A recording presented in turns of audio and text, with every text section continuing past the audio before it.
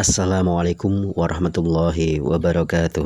Sahabat berkah yang dirahmati Allah Subhanahu wa taala, semoga dalam keadaan sehat walafiat dan dalam lindungan Allah Subhanahu wa taala dan diberi rezeki yang lancar. Amin ya rabbal alamin. Kali ini Gus Baha mengkaji kitab bab salat yang saya beri judul Redaksi Tahiyat yang kita baca keseharian, sanadnya seperti ini. Dan Gus Baha juga menceritakan sa'atul ijabah, waktu yang mustajab agar doa kita dikabulkan oleh Allah Subhanahu wa taala. Tak perlu panjang lebar, mari kita simak kajian Gus Baha kali ini. Semoga bermanfaat bagi kita semua dan mari kita ngaji bersama. Jadi di Sarah-Sarah itu diterangkan sana kan Rasulullah Shallallahu Alaihi Wasallam idza takallama salasan ahyanan di suatu tempo. Begitu juga Nabi kadang sholat itu hanya astagfirullah salasan suman sorofa. Beberapa kali Nabi sholat itu hanya baca istighfar 3 kali suman sorofa, ya sudah segitu aja. Ada yang Allahumma a'inni ala zikrika wa syukrika wa husni ibadatik. Ada riwayat yang sabbahallah salasan wa salasin wa hamdallah salasan wa salasin wa kabbarallah salasan. Terus kiai-kiai khusyuk semua yang ahyanan ini dikombinasikan jadi satu. Jadi kita yang ahlul ilmi ini eskal, wong Nabi itu paketnya satu-satu, tapi oleh kiai khusyuk itu semuanya dirangkum jadi paket lengkap. Ini ya ada, tasbihnya ya ada, doanya ya ada. Maka makmum-makmum yang kesibukan ini bingung, ini gimana ini kok paket lengkap, kan lama akhirnya. Lewong sholat yang rukun saja lama nggak boleh, apalagi wiridan. Maksudnya bukan terus nggak boleh ya, enggak, maksudnya yuk mikir makmum. Makanya diantara ciri khas Indonesia itu walinya sebagian diyakini dari Samarkand, dari Tashkent, Uzbek, sebagian tentu. Itu saya ketika mondok di Mbah Mun, itu Mbah Mun yang mimpin sholat, itu kalau wiridan ya separuh sudah bubar. Saya pernah di Lirboyo melihat ya separuh sudah bubar. Ternyata yang kelakuan kayak gitu ada di Uzbek, meskipun imamnya mursyid separuh bubar. Itu tradisi yang bagus, itu harus ditiru. Artinya harus ditiru gini, untuk menjaga konstitusi wong nunggu guru ono separuh, untuk menjaga konstitusi kalau nggak wajib ada yang bubar. Kalau semuanya nunggu berarti ini mewajibkan sesuatu yang tidak wajib, itu bahaya kalau dalam konstitusi ilmu. Sayyid Abdullah bin Husain bin Thohir yang ngarang Sulam Taufik itu diantara masalah besar dalam ilmu apa? Ijabu malam yajib, mewajibkan sesuatu yang tidak wajib. Sehingga para ulama itu yang ikuti Sulam Taufik yang dikarang Sayyid Abdullah bin Husain bin Thohir, benar ya, Abdullah bin Husain bin Thohir. Itu kalau muridnya wiridan terus dia mau, cung ora wajib kok wiridan terus, kok dikira wajib. Tapi nak tahu ora tau wiridan ya dia sunat ora tau mbok lakoni. Nah itu akhirnya di Indonesia itu bagus, pondok-pondok besar di Indonesia kalau kiainya, padahal yang imami kiainya, apalagi ketua keamanan malah ditinggal. Oh penggane nangkep wong kan gitu. Saya dulu pernah sholat, Mbah Mun nggak ngimami, yang ngimami ketua keamanan, itu belum takbir separuh sudah bubar. Karena kecewa, kan kita ingin makmum Mbah Mun, ngapain ini yang maju? Wah repot. Ya jadi tradisi itu jangan fahami yang macam-macam ya.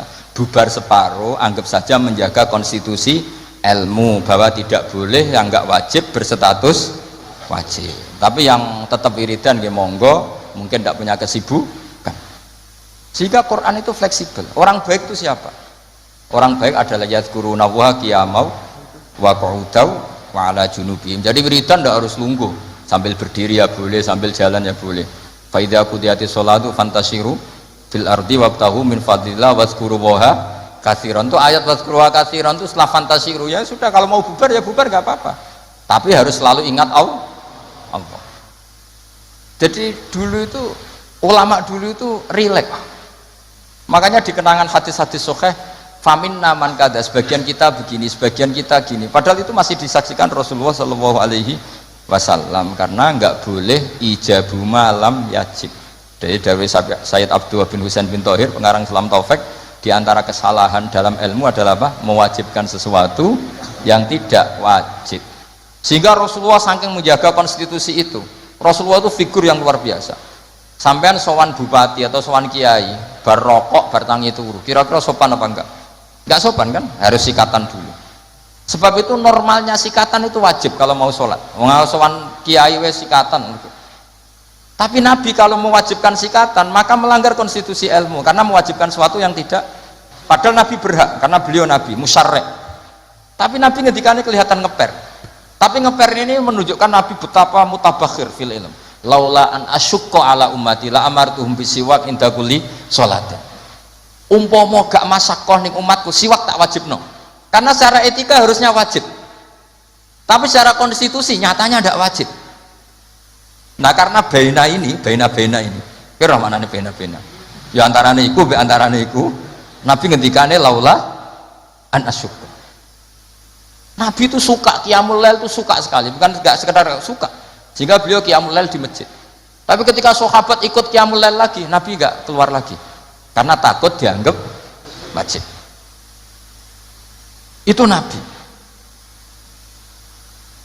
Makanya saya itu sebenarnya kepengen poso Senin Kemis, tapi nggak ngerti kok poso Senin Kemis kok dikira wajib. Mulane aku ora tau poso. Maksudnya aja ditiru. Ini buat cerita. Ini agak-agak arogansi ilmu, tapi memang harus ada yang jaga konstitusi ilmu. Ini saya punya teman ya amang rokokan. Mungkin untuk menunjukkan ada kaul sing ngarani oleh. Buktinya aku rokok. Tapi saya nggak rokok. Jadi harus ada yang menjaga konstitusi ilmu. Saya sering ngecek beberapa hadis. Nabi itu kalau ada sesuatu yang positif, inginnya itu diwajibkan. Tapi secara konstitusi nggak wajib. Misalnya menggambarkan betapa pentingnya taatnya istri sama suami. Nabi ngendikan gimana coba? Kalau saja boleh seseorang makhluk boleh sujud sama makhluk, maka saya akan memerintahkan seorang istri bersujud sama suaminya. Tentu suami yang tidak kayak sampean, maksudnya itu gambaran. Sampean ora usah disujudi. Ora dipisoi sampai gitu kan. Artinya Nabi itu menjaga konstitusi ilmu itu luar biasa. Ya kayak tadi, normalnya sikatan itu wajib enggak? Wajib kan normalnya loh. Karena tangi turu berrokokan. Terus muni Allahumma lakal hamdu bul. Tapi kalau diwajibkan secara konstitusi tidak wajib. Tapi secara etika wajib. Makanya ngendikannya ngeper laula an asyukko ala umat. Sekarang tak beri contoh lagi. Ndak ini ngaji. Saya tadi sudah pamit sama Habib Bidin, saya kalau Rejab itu memang enggak ngaji sudah. Jadi saya peraih bukan ada masih di Damaran, nanti saya tinggal satu pertemuan. Rejab ruah puasa itu saya tidak ngaji seperti ini. Jadi jeda. Anggap aja sinau menel, kulaan. Karena memang kalau mau Rejab itu banyak yang khataman di rumah. Jadi saya fokus ngurusi santri yang mau apa? Khataman. Tapi memang itu adat saya seperti tadi, saya sudah matur Habib Bidin, matur Habib Amang, Habib Ali sudah. Memang artinya nggak ada apa-apa, bukan karena bosan sampean bosan. Ya rontok mungkin, tapi bukan karena itu. Saya beri contoh, sekarang doa paling mustajab itu jam berapa? Kalau jam Indonesia kira-kira jam 3 kan atau setengah 4 lah. Kenapa harus ada sholat isya yang di Kudus jam berapa misalnya sholat isya? Biasanya setengah 8, anggap aja setengah 8 lah aman kalau jam. Maka Nabi ini ngeper, tapi ngepernya pinter, ngeper dari ilmu, bukan ngeper dari ragu. Ngeper itu ada dua, ada ngeper karena nggak ngerti, ada ngeper saking pinternya. Kayak saya ini kalau ngaji sampean itu kan ngeper, di satu sisi sunat karena diminta Habib Bidin, di sisi lain setengah dosa meninggal pondok. Itu mesti ngeper, kalau orang alim ngeper. Kayak sampean ngaji ini, saya tidak tahu malaikat ditulis ngaji cari ilmu, apa nggak dari masalah di rumah, tidak tahu saya. Itu orang alim pasti ngeper. Beda tipis ya. Itu mesti, itu bukan mungkin, mesti. Coba status anda ini nyari ilmu apa dari masalah? Sebagian ya nyata nyari ilmu yang nggak punya masalah, sebagian ya memang. Maka penjaga kuburan di wali-wali tak tanya, wong sing tukang ziarah piye? Ngene Gus, nak ziarah sak jam, biasanya wong bener. Nah telung dino alamat itu bukan karena hebat, mesti utangnya akeh. Apa meneh nak sak wulan, wah rondok itu mesti rondok buron batal. Maka Mbah Mun pernah cerita ke saya, jadi kiai itu ya sinau, kadang itu ya keliru. Tak pikir keliru apa, ternyata gini. Dhisik aku latihan kiai, aku nak ono bocah perainan yang pondok tak puji, wong perainan kok gak mulai, berarti cah sregep. Pernah Mbah Mun sebagai orang soleh itu husnudzon. Suatu saat ditakoki, "Cung kok ora mulai wong perainan, timbang ning omah kan ngarit, Mbah." Kagetnya Mbah Mun, "Lecok cung tiwasa husnudzoni gitu." Ya kan daripada ning omah preinan ngarit kan ada ning pondok. Coba kalau sampean ini di rumah, mau ambek bojomu, kono anak ngurusi. Lawang tutup, pedus mlebokno. Daripada gitu ngaji gitu. Tapi ya ada yang, tapi tidak semua. Saya yakin tidak semua, cuma banyak. Ndak, ini bukan suudzon, ini ilmu. Ilmu itu tidak suudzon. Ilmu itu analisis, apa? Analisis. Loh, itu betul loh. Saya meskipun guyon itu punya sanad. Nabi itu setiap kali ada perempuan hijrah ke Madinah, pertanyaan pertama gimana? Kamu ikut saya karena iman billah wa rasuli, apa kamu ada masalah dengan suami? Jadi kalau sekarang kamu ngaji, ini ada masalah sama istri apa nyari ilmu? Ayo jawab. Kalau nyari ilmu, buktinya dapat apa enggak? Kan nyari tidak perlu ketemu, Gus, ya sudah dibantah. Saya teruskan ya. Betapa Rasulullah itu luar biasa, menjaga konstitusi ilmu, tapi yang menjaga etika. Sudah, kalau doa mustajab 3:30 atau jam 3. Kenapa sholat isya 7:30?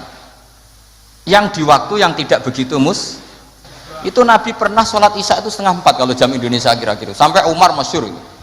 Nama Sibyan, orang-orang sudah tidur, nak Umar sampai bengok-bengok supaya Nabi itu bangun. Tapi bangunin Nabi gak berani, pokoknya bikin agak gaduh supaya Nabi memperhatikan. Dulu nggak ada sholawatan pakai terbang, kalau ada mungkin terus sholawatan. Akhirnya Nabi rawuh, senyum-senyum Nabi. Saya tahu kalian protes karena sholat saya tidak lazim, biasanya 7:30 kok ini 3:30 kira-kira gitu. Tapi laula ana syukka ala ummati, andaikan saya tidak beratkan umatku, yang benar sholat isya ya jam seperti ini, karena ini saatul ijabah. Jadi Nabi itu antara mengakui kalau itu saatul ijabah karena yanzilu rabbuna iku idza yabqa sulusul lailil akhir, tapi dengan kenyataan kalau itu diteruskan masyaqqah bagi umatnya. Tapi kalau Nabi tidak pernah melakukan, dikira waktu afdol sholat isya tetap 7:30, padahal ada yang afdol yaitu 3:30, entah jam 3 atau 3:30. Maka Nabi ngendikannya 2 kali, kalau saja tidak memberatkan umatku maka mereka akan saya ajak sholat isya ya jam seperti ini, karena jatuh pada saatil ijabah. Tapi kan berat gak kalau sampai ajak isya 3:30? Berat apa berat sekali? Berat sekali. Jadi ilmu itu harus dijaga konstitusinya. Ya, ilmu itu konstitusinya harus apa? Dijaga. Kayak tadi wa aqalluhu Allahumma sholli ala Muhammad. Meskipun kita tidak akan meraktekkan sholawat dengan hanya Allahumma sholli ala Muhammad, tapi harus kita jaga. Ben nak ngelatih sholat wong awam sing lagi gelem sholat tidak langsung memberatkan. Coba wong awam lagi sholat kok latih nganti innaka hamidum majid Allahumma inni a'udzubika min adzab, ora sida sholat karena kesuwen. Jadi makanya ada paket minimalis. Bayangkan orang yang baru sholat, ada paket ideal. Bon gitu. Terus saya mohon sekali konstitusi ini dijaga. Terus sebagai kenangan ini tak bacakan yang saya kemarin baca ya. Ini di kitab Hasyatut Turmusi juz 3 halamannya 83. Ya, di kitab apa? Hasyatut Turmusi dikarang Syekh Mahfud Termas. Beliau adalah murid daripada Sohibul I'anas Sayyid Abi Bakar apa? Syato. Jadi kalau sanad saya ya saya, Mbah Mun, misalnya Mbah Zubair. Mbah Zubair diantara gurunya itu Kiai Fakih Mas Kumambang, beliau pernah ngaji Kiai Mahfud Termas. Kiai Mahfud ngaji sama Sayyid Abi Bakar Syato, terus ngaji Sayyid Zaini Dahlan, terus sampai Syekh Utsman Ad-Dimyati sampai Rasulullah Shallallahu Alaihi Wasallam. Jadi redaksi tahiyat yang kita baca keseharian itu sanatnya seperti ini ya, ini dengerin ya. Redaksi tahiyat yang kita baca keseharian itu sanatnya seperti ini. Saya baca ya. Bismillahirrahmanirrahim. Qauluhu asyhadu alla ilaha illallah wa asyhadu anna Muhammadar Rasulullah. Mun kepanggih. Warodatu Mekah utawa keriwayat napa anan Nabiya sallallahu alaihi wasallam Lailatul Isra ing dalam bengine Isra. Lama jawaza semangsane wis ngliwati sapa Nabi Sidratal Muntaha ing Sidratal Muntaha. Ghasyiyathu mongkong liputi ing Nabi apa sahabatun apa mendung min nurin saking nur. Fiha kang iku tetep ing dalam nur minal anwari saking pira-pira nur ma uta apa wae sak kang ngersakno sapa Allah. Kalau dalam istilah surat Quran apa faghasyaha ma ghasya. Jadi Nabi ketika terbang lewati Sidratul Muntaha semuanya berbentuk nur dan nur itu enggak terkirakan. Faqafa mengko mandek sapa Jibril walam yasiran orang melaku sapa Jibril mau sertane Nabi. Terus Jibril mandek. Beliau tidak ikut Nabi jalan. Padahal mulai dari bawah ikut. Mulai proses terbang ikut semua. Tapi pas di situ Jibril apa? Berhenti. Faqala mengko dawuh lahu maring Jibril sapa Nabi sallallahu alaihi wasallam. Atat rukuni asiru munfaridan. Atat rukono to ninggal jenengan ni ingsun asiru ingkang lumaku ingsun munfaridan khalid dhewean. Cara Jawa wis piye to mulai kok ngisor mbok baturi pas sampe tok malah mbok tinggal padahal mau finish. Faqala mongko matur sapa Jibril dawuh wa ma minna illa lahu maqamum maklum. Wa ma minna lan ora ana saking salah siji kita illa lahu kecuali ahadin minna maqamun te ana batas maqam maklumun kang wis ditentokno. Intine cara Jawa iku saya bukan membiarkan engkau sendiri tapi ini kelas saya maksimalnya sampai sini. Jadi kelas saya sampai sini. Jadi tahu diri Jibril. Ini sudah ada wilayah saya, ini kelas saya berhenti di sini. Wa ma minna illa lahu maqamum ma'lum. Faqala mengko dawuh sapa Nabi, sir ma'i walau khutwatan. Sir mlaku panjenengan ma'i serta ingsun walau khutwatan senajan to sak jangkah. Terus sampai Nabi dinyang, cara wong Kudus dinyang. Pun tambahi sithik mawon. Jadi Jibril dinyang, ya akhirnya gelem sungkan mek Kanjeng Nabi. Sithik wae sak langkah, pun baturi sithik mawon. Fasara mengko lumaku sapa Jibril ma'u sertane Kanjeng Nabi. Fakata mengko meme sapa Jibril ayah tira kaya ento kobong sapa Jibril menanuri sanging nur wal jalali lan keagungan hebati lan wibawa. Wa sahura lan cilik sapa Jibril wa dzaba lan luruh sapa Jibril. Luruh iku meh kaya hancur jenenge dzaba. Hatta sara sing dadi sapa Jibril qadrul usfuri mok sak manuk emprit. Itu Jibril ketika melanggar satu langkah saja beliau luruh saking wibawanya Allah sampai hatta sara qadrul usfur. Jibril cilik nganti sak manuk emprit. Mengkeret ya cara Jawa kok rohan mengkeret. Bangsa mengkeret kok roh kenapa? Oh mengkeret cilik roh pinter nak bakune.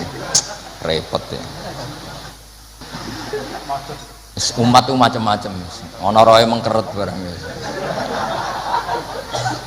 Fa asyara maka isyarah sapa malaikat Jibril ala Nabi sallallahu alaihi wasallam isyarah bisalam iklan salam.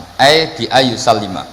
Gambare arep ento maca salam sapa Nabi ala Rabbi ing atase pangerane Kanjeng Nabi idza wasala nalikan wis temeka sapa Nabi makanal khitab ing panggonane khitab.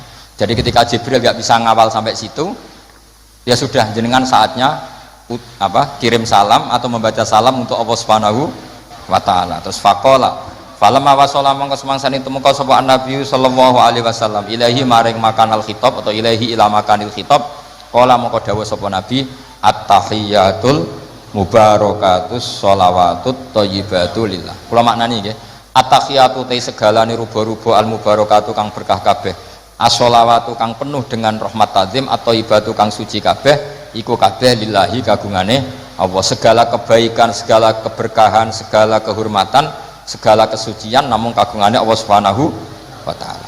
Faqala mengko jawabi sapa Allah taala Allah menjawabi assalamu alayka ayuhan nabiyyu wa rahmatullahi wa barakatuh. Jadi ini sebetulnya tahiyat itu dua kalimat, yang satu dari Nabi, yang sebagian klausulnya dari Allah. Jadi at-tahiyatu sampai lillah dari Nabi, yang assalamu alaika dari Allah untuk Kanjeng Nabi. Itu aslinya seperti itu. Ya, faqala Allahu assalamu alaika ayuhan nabiyyu wa rahmatullahi wa barakatuh. Assalamu te salam ka alaika ing atase panjenengan ayuhan nabi wa rahmatullahi wabarakatuh. Nah, ketika Allah sudah membalas Nabi seperti itu, Nabi itu ingin jangan hanya saya yang selamat. Ini saking syafaqahnya welase Kanjeng Nabi Muhammad sallallahu alaihi wasallam. Kan Allah hanya ngendikan assalamu alaika, kamu itu dijamin selamat Muhammad. Terus Nabi kepikiran, ndak umatku sing kudus sing ngaji ini ndak jutolibin iki piye? Wis ngaji ora pati paham piye? Wis ngaji ambek menghindari masalah iki piye. Jadi Nabi ingin ampun kula tok Gusti sing tok napa salam. Itu saking syafaqahnya Rasulullah sallallahu alaihi wasallam. Makanya tak baca biar semua tambah mahabbah kepada Rasulullah sallallahu alaihi wasallam. Alhamdulillahirabbil alamin. Semoga ceramah Gus Bahak kali ini bermanfaat bagi kita semua dan menambahkan iman serta mahabbah kita kepada Rasulullah Muhammad sallallahu alaihi wasallam. Poin penting yang saya petik dari ceramah beliau kali ini ialah betapa Rasulullah itu luar biasa, menjaga konstitusi ilmu, tapi juga menjaga etika. Gus Bahak juga membahas waktu yang mustajab, jam 3, Kenapa sholat isya jam setengah 8 yang di waktu yang tidak mustajab? Hingga ada kisah Nabi Muhammad SAW sholat isya pukul 3 atau setengah 4, hingga membuat para sahabat berusaha keras untuk membangunkan Nabi Muhammad SAW dengan cara membuat gaduh Nabi Muhammad SAW agar bangun untuk sholat isya. Dan ketika Nabi bangun, Nabi tersenyum kepada para sahabat dan berkata, "Saya tahu kalian protes karena sholat saya yang tidak lazim. Biasanya setengah 8, kok ini setengah 4. Kira-kira begitu. Tapi andaikan saya tidak memberatkan umatku yang benar sholat isya, ya jam seperti ini, karena ini sa'atul ijabah." Dan Gus Bahak juga menceritakan kisah Nabi Muhammad SAW bersama malaikat Jibril ketika Nabi Muhammad SAW menghadap Allah Subhanahu wa Ta'ala. Ketika pada wilayah tertentu, malaikat Jibril berhenti dan tidak melanjutkan menghantarkan Nabi Muhammad SAW. Kata malaikat Jibril kepada Nabi Muhammad, seumpama digambarkan, malaikat Jibril berkata, "Saya bukan membiarkan engkau sendiri, tapi kelas saya hanya sampai di sini." Dan Nabi meminta kepada malaikat Jibril untuk melangkah meskipun hanya 1 jengkal. Dan akhirnya malaikat Jibril mau menuruti permintaan Nabi Muhammad SAW. Ketika melangkah, seketika malaikat Jibril luruh karena wibawanya Allah Subhanahu wa Ta'ala. Jibril mengecil, diistilahkan seperti burung pipit. Dan malaikat Jibril berpesan kepada Nabi Muhammad untuk mengucapkan salam untuk Allah. Dan Nabi mengucapkan, "At-tahiyyatul mubarakatus sholawatut thayyibatu lillah." Serta Allah Subhanahu wa Ta'ala menjawab dengan "Assalamu alayka ayyuhan nabiyyu wa rahmatullahi wa barakatuh." Inilah asal tahiyat yang satu dari Nabi, yang sebagian klausulnya dari Allah Subhanahu wa Ta'ala. Itu aslinya seperti itu. Semoga ceramah Gus Bahak kali ini bermanfaat bagi kita semua, menambahkan ilmu serta manfaat bagi kita semua. Amin ya rabbal alamin. Mohon maaf atas segala kesalahan dan kekhilafan. Wassalamualaikum warahmatullahi wabarakatuh.